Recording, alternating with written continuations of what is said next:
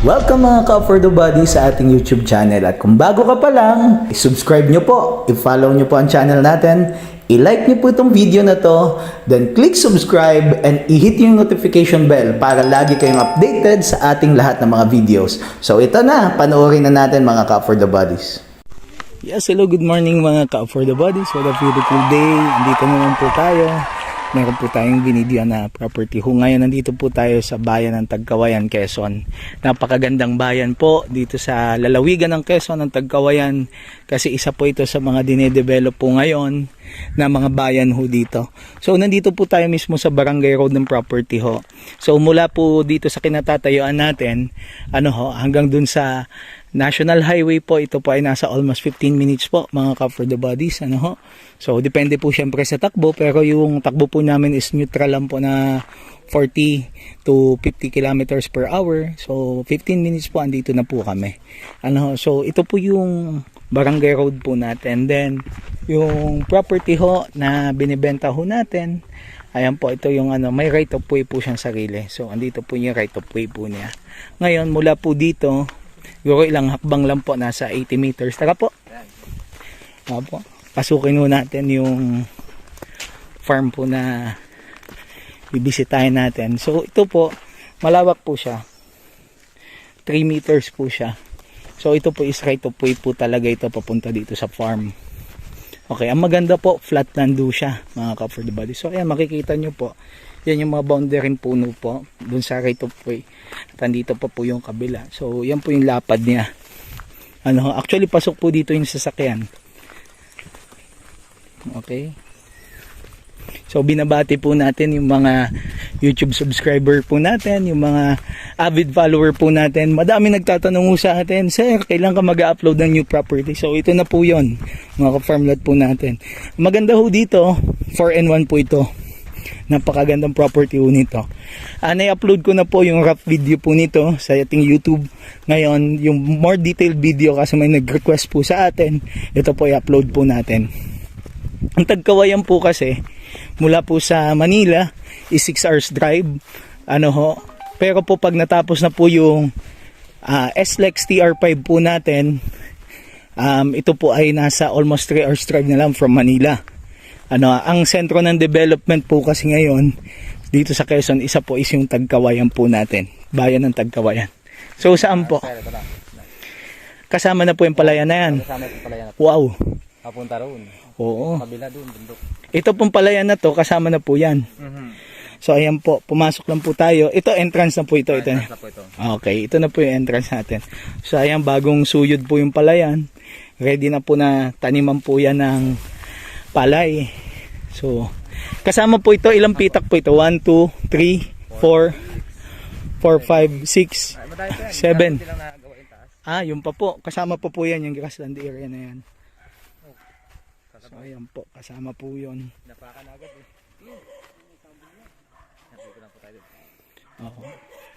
Dito ho. So ito po yung daanan ho natin. Ganda. Kasi ang bubong nga doon sa'yo, palayan. Tapos yan po yung nyugan. May mahuganihan po ito, nandun yung mahuganihan. Tapos may bahay na pong kasama. May fish pond. May fish pond pa. Grabe, kompleto na po pala ito. May tubig na. Tubig. Oo. Ano po, irrigated yung danaw po dito? Yung tubigan? Parang sahod ulan lang. Sahod ulan po. Pero may irrigation dun sa labas eh. Pero may irrigation. May tubig din eh. Dagi. Ay, dito po pwede kayong mag-alaga ng kalabaw, mga native na manok. Dito po. Kasi damuhan po ito. Kasama po yung bahay na yan. Opo. So ayan, meron na po tayong bahay na kasama. Mga ka-For the Bodies. Ayan. Ganda ho nito.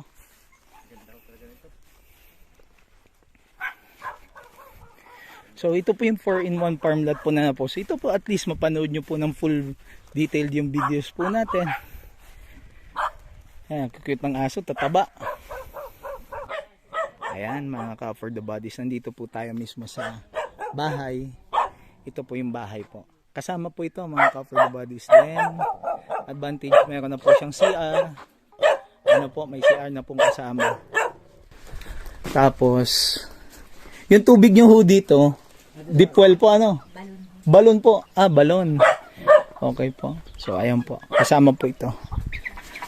Ano po yung tangkal po yun, ano? Okay po. So, ito po, kasama po yan. Tapos, ayan po mismo, likod lang ng property, mga mahogany trees po niya. Okay. May motor ba ang balong tubig nyo? Wala ka bang higop? Wala. Okay. Balong. So, andito po. Yung grassland area po natin, mga ka-farmlat. Ayan, paglabas po natin dito, doon po tayo kanina galing. Ayan, yun yung pinakabungad po. Pumasok po tayo. Ito na po yung grassland area. So, palayan, grassland po. Kasunod po, yung bahay po. Ito na po mismo yung bahay. Okay? Ganda. So, ayan po. Papunta po tayo dito sa may mga mahogany. According po dun sa ating ano po, caretaker ng property. Ito po ay 300 plus na mahogany. Hindi lang po 300. Ayan po. Ayan po, may mga tabla na po sila dito. Nagtistis na po. Gagamitin na po pambahay. So, kasama na po yung mga tinistis. Hindi na po kasama yan, ha. So, ayan po, may mga mahogany po na ready ng anihin. Ito po yung iba. So, sarili po yan, 300 plus po yan. Tapos ito yung grassland po natin. Ganda. Napakaganda po ng farm po natin. Baka hindi lang 300 plus yan, sir. Gawa ng meron 10 pa din. Oo. Oo, sabi daw nga ay hindi lang 300. So, mas madami pa. Ano ho? So, isa sa napakaganda po na asset nitong property na to. Ito po kasi mga mahogany, mga ka-for the bodies. Once na ito po ay mag-mature po lahat. Ano ho, pag ito po ay pinutol nyo, per board feet ngayon, magkano? 27? Ay, mahal lang po. 50 halos. 50 na. Ang per board feet ngayon. Eh di ang isang punong ganito, nagmamagkano na. Yung ganyan, no? Ilan na yan, no? Ilang feet na yan, eh. Ito isang punong ito. May naan ito. Sabi natin. O, 300 board feet na, no? So, imagine, ang isang puno, 300 board feet po. So, 300 times 50 mo na lang po yon. Ano ho, ganun po. Sa isang puno pa lang po, ano ho, kitang-kita na ho kayo. So, yung ROI nyo, saan nilabas nyo pong pera, balik po kaagad. Tapos, ang ganda ng property, talagang na-utilize ng maayos. Even though may grassland, kasi iniwan po yan para sa kambing, kalabaw, ano po. Tapos, dati pwede pong i-convert din into tubigan. Nasa sa inyo po yan kung ano hong gusto nyong gawin dyan. Doon ho tayo sa fish pond. Okay. So, good thing na invite po tayo dito para mismo po i-video po yung property. Dito handaan. Wow, ganda, no? Dito mismo sa loob ng mga mahogany. So, ayan, uncut video po natin to. So, makikita nyo po lahat within the property. So, antabayanan nyo po ito is one of the best properties po na meron tayo ngayon. Talagang high yielding po ito. Ayan. Yan na po yung mahogany. Oh, isang puno, ilang board feet yan, ano? Dami, oh. Baka may 400 volt ito yan. Oo. Kung pwede lang ako magbiyahe. Ay. Dali lang pa, ano. Dito, ha. Yan yung advantage dito. Ayun, yung hose ng tubig, galing din sa bukal. Ah, ito yung hose ng tubig galing sa bukal. So, ayan. May hose ng tubig galing. May signal pa dito, eh. Maganda, may cellphone. Mula pa doon, pataas ako. Ang dami yan, papunta ron. Sa kabila pang bundok na yun. Oo. Yan, yan tayo. Baba. Yan po. Yan. Hanggang dito lang yung area. Hanggang dito po, ito yung boundary. Boundary ng karoon. Okay po. Pahaba siya talaga, ano? Pahaba na po siya. Ito po. Bye-bye doon, sir. Tapos ito na po yung mga mahogany. Hanggang sa kabilang. Hanggang dito. Hanggang doon. Kung papunta pa rin, pataas. Okay, papunta ko tayo sa fish pond. Saan pa ang fish pond nila? Dito.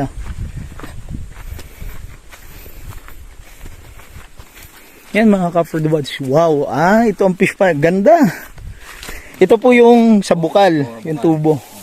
Pwede pang dalawahin. Yan pa, mga mahogany na yan. Ay, ang ganda nito. Ayan. Napakaganda ho ng fish pond. So, ayan po yung tubo. Papunta po dun sa bukal. Oh, yan. Yung fish pond po ay sakto pang pamilya po talaga. Talagang daming isda yan. Ayun oh. Dapat o yan. Ano mga isda oh. Lalangoy na sila. Nangalan ng pagkain na yan. Oo, naghahanap ng pagkain. So subukan natin. Ayan, ang dami oh. Ayan oh. Ayan, ang dami na, lalaki na. May tatlong daliri na, apat na daliri na no. Ayun oh. Wow, nakakatuwa naman yan, ang dami na. So ayan po yung fish pond po niya. May hulog na pong tilapia yan. Kasama po yan, siyempre. Ayan, itong kabila, siya pa din, fish pond pa din. Mahogany pa din to. Dito may mga puno pa rin po ng mahogany. Wala ko yung kahoy na malaki na yun. Saan? Ang punta pa doon. Hanggang dun pa. Oo, hanggang dun pa. So malawak pa pala talaga. Lawak po yun. Oho. So ayan po yung nyugan niya. Around mga nasa 8 to 10 years po yung mga puno niya ng nyug. So ayan, mga bata pa po. Ayan. So 300 po na puno yan. So sabihin na lang po natin na every month ay 2 hanggang 3 piraso ang bunga. So nagwa 1,000 na buo po siya for every 2 months po. 2 months to 2 months and a half. Ayan po. Ito yung fish pa niya. Ayan, makikita nyo po yung mga galaw ng tilapia.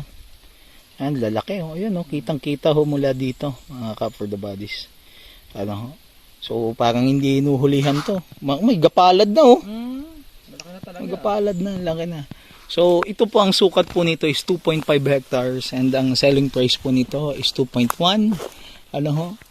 Ang maganda po dito, flatland po siya, hindi po siya mabundok, hindi matarik, napakalapit sa bayan, may signal, may kuryente, may source na po ng tubig. All in ready na ho siya, lilipatan na lang.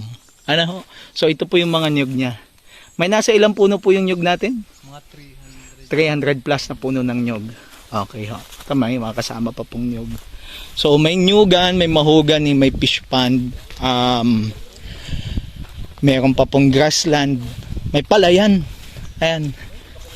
Ang dami pang pwedeng i-cultivate po dito.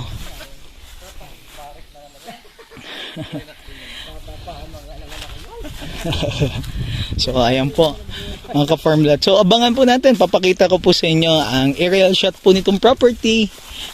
Panoodin po natin mga Cup for the Buddies.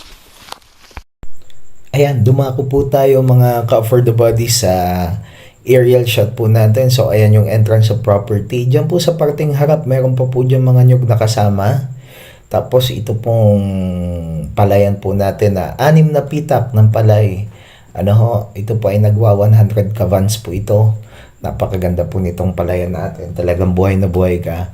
Tapos ito po yung malawak na grassland bago yung bahay. So doon sa grassland area, pwede ka magpakawala po dyan ng mga kambing, baka, kalabaw. Kung gusto mag-alaga ng tupa, pwede din.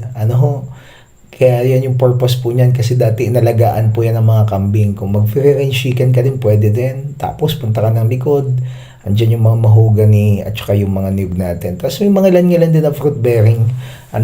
May rambutan din po, may mga puno ng saging. Madami din yung saging na nakita ho natin dyan. Tapos meron po tayong sa rambutan po, may 2 klaseng puno po dyan ng rambutan at mga puno ng mangga. So may lansones, di pa din po namumunga, maliit lang po siya. So ikaw mismo, pwede ka pa din magtanim ng mga fruit bearing sa lawak pa ng vacant area po dito mga Cup for the Buddies. So ito yung klase ng property na di dapat palagpasin. Bakit? Kasi po pandemic fruit po ito. Kumbaga, bakit tinawag kong pandemic fruit? Pag dito ka na lockdown, basta masipag ka, buhay na buhay ka.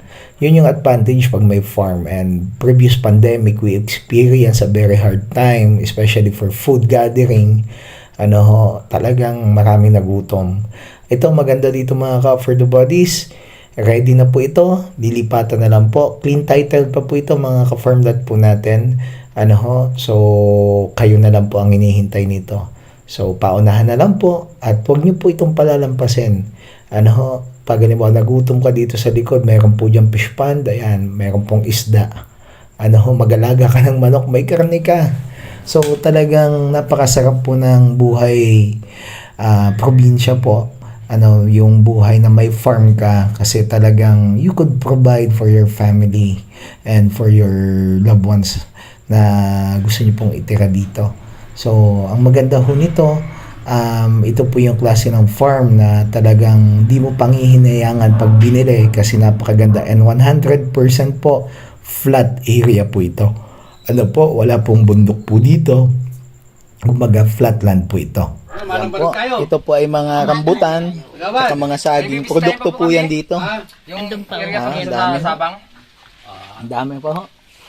Yan yan mga ka-for the buddies, hanggang dito na lamang po muna ang video po natin sa mga interested po sa property na ito. So, message nyo lang po ako. Andyan po yung contact details po natin sa upper right hand corner, and dito sa end ng screen, andito po yan. So, maraming salamat po sa lahat, at sa uulitin po, ang lahat ng papurit parangal ay tanging sa Panginoon lamang at tanging Kanya lamang. So maraming salamat po sa ating mga subscriber, follower at mga masugid na tagapag-suporta po. Hanggang sa mga susunod na videos po natin. Thank you very much. God bless. Bye-bye for now.